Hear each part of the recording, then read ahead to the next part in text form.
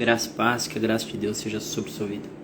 Dando continuidade à nossa série de mensagens Pecados, hoje estaremos combatendo o pecado da inveja. Veja o que está escrito aqui no livro de Provérbios, capítulo 14, versículo 30. O sentimento sadio é vida para o corpo, mas a inveja é podridão para os ossos. O que é a inveja? A inveja é a cobiça por aquilo que não te pertence. E o Senhor já deixa bem claro isso nos 10 mandamentos, que não deves cobiçar a mulher do próximo, o animal do próximo, a casa do próximo, nada que seja do próximo, nada que não te pertença. Então a inveja é caracterizada pela cobiça, e este é um grave pecado. As pessoas invejosas, elas não se contentam com o sucesso de outras pessoas. Pelo contrário, quando elas se deparam com o sucesso de alguém, elas cobiçam aquele sucesso para si e passam a invejar a vida dessas pessoas.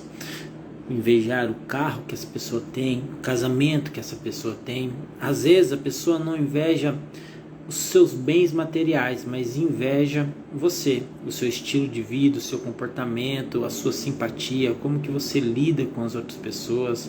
Ou seja, a inveja ela está em todas as áreas da nossa vida. Infelizmente, é muito difícil lidar com invejas, porque as pessoas invejosas, elas tendem a trapacear, elas tendem a te prejudicar, elas promovem, falsas acusações, calúnias contra a sua vida. Elas oferecem para você uma falsa amizade, e quando você se dá conta, que aquela pessoa na verdade nunca foi sua amiga, apenas te invejava, talvez você já tenha tomado muitos prejuízos por causa disso. Como lidar então com a inveja?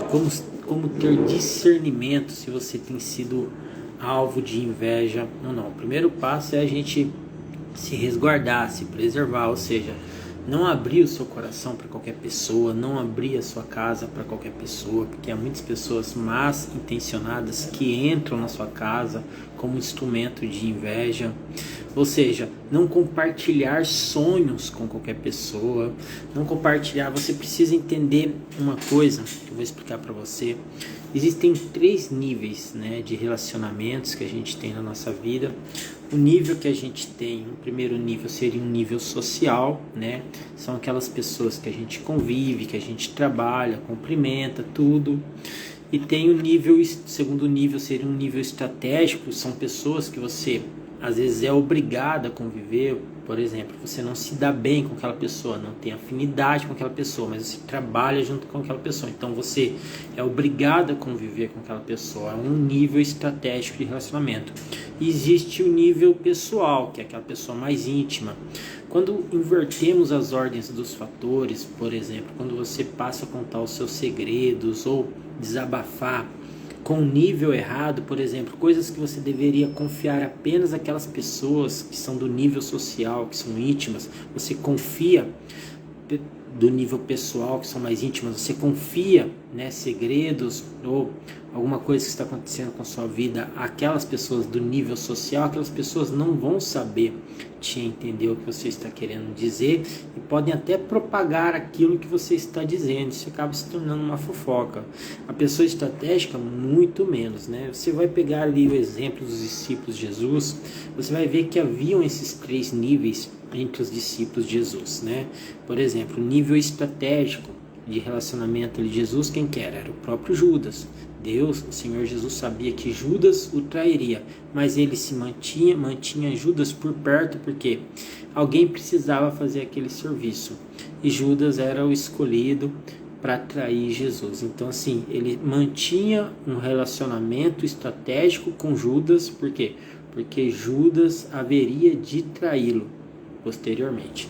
Havia os outros discípulos, como Natanael, Filipe, que eram ali um nível social. Eles estavam ali presentes na vida de Jesus, acompanhavam, seguiam Jesus, mas havia certas situações em que Jesus não convidava esses discípulos, convidava mais quem era do seu íntimo pessoal, como Pedro, João e Tiago. Então, você vai pegar o exemplo do Monte da Transfiguração, Jesus sobe lá e convida apenas esses 3 discípulos.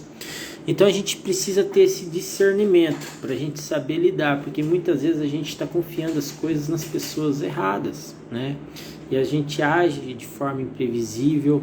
Boa tarde, graça e paz, Thelma. Então assim, a gente precisa levar em consideração esses níveis de amizade para a gente não quebrar a cara, não se frustrar. Essa é a realidade. A inveja, ela existe. Às vezes a inveja está muito mais perto do que você imagina.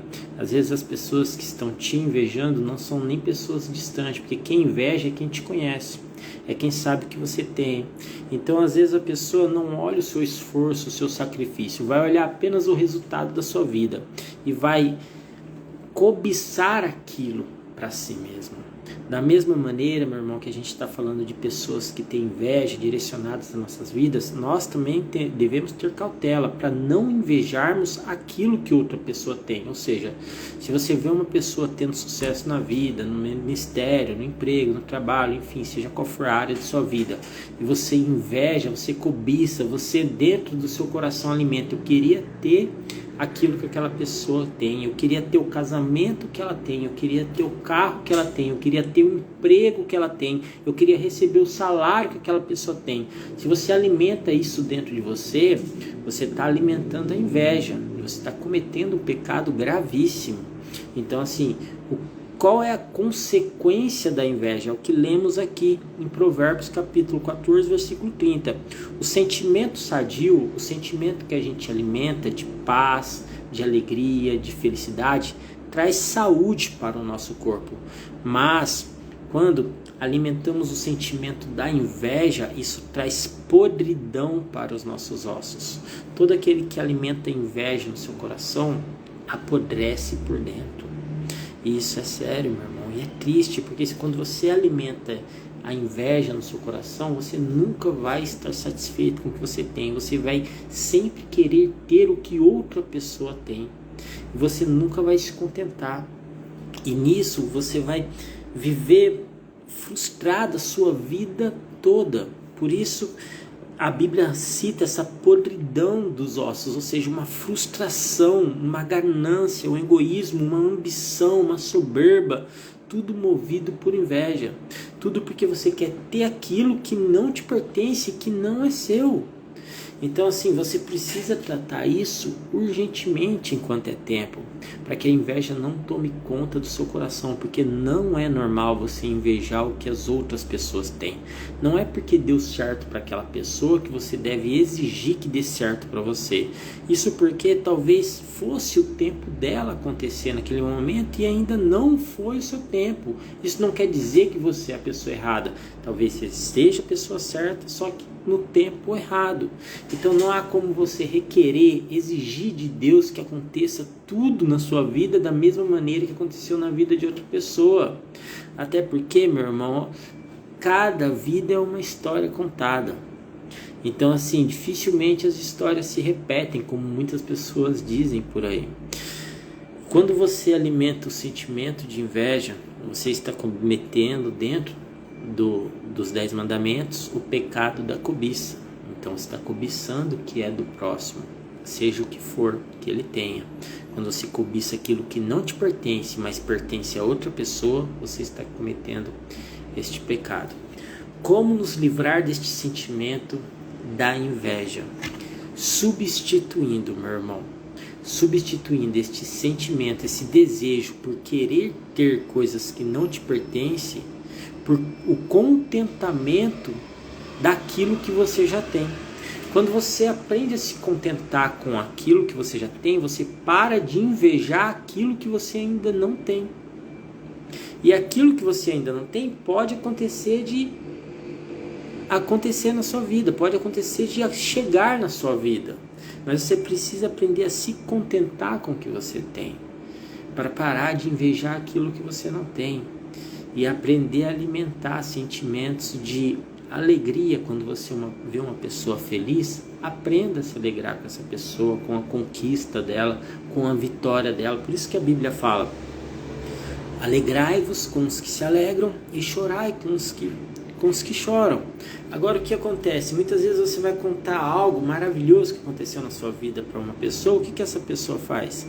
ela se entristece, o semblante dela muda na hora, porque talvez a sua conquista seja uma frustração na vida dela, e essa conquista sua está fazendo ativar nela a memória de algo que deu errado para essa pessoa. Então ela vai lembrar, pô, eu tentei isso uma vez lá atrás e não deu certo, por que que ele está conseguindo agora? Mas ele não estudou nem metade do que eu estudei, ele não fez nem metade do que eu fiz, por que que ele está conseguindo e eu não consegui? Então assim, a pessoa quando pensa assim, ela alimenta essa inveja. Nem todas as pessoas estão preparadas para lidar com suas conquistas e com seu sucesso, então tome cuidado em quem você tem confiado essas coisas, porque se estiver confiando a pessoa errada, você vai atrair sobre sua vida inveja. E se acha que a inveja, quando é atraída sobre sua vida, ela te prejudica? Prejudica sim. Isso quer dizer que o olho grande, o olho gordo tem poder? Não, quem tem poder é Deus. Isso quer dizer, meu irmão, que ao lado de você, ao redor de você, você vai atrair um peso espiritual, olhares de inveja. E se você não estiver revestido espiritualmente, estas invejas vão tornar a sua caminhada mais difícil. Entendeu isso, meu irmão? Então assim, quando você se torna alvo de inveja e você não está revestido espiritualmente, o que acontece? Essas invejas tornam sua caminhada mais difícil, porque a inveja traz peso sobre a vida daquele que está sendo invejado e não está debaixo de cobertura espiritual, ao mesmo tempo que traz podridão aos ossos daquele que está invejando.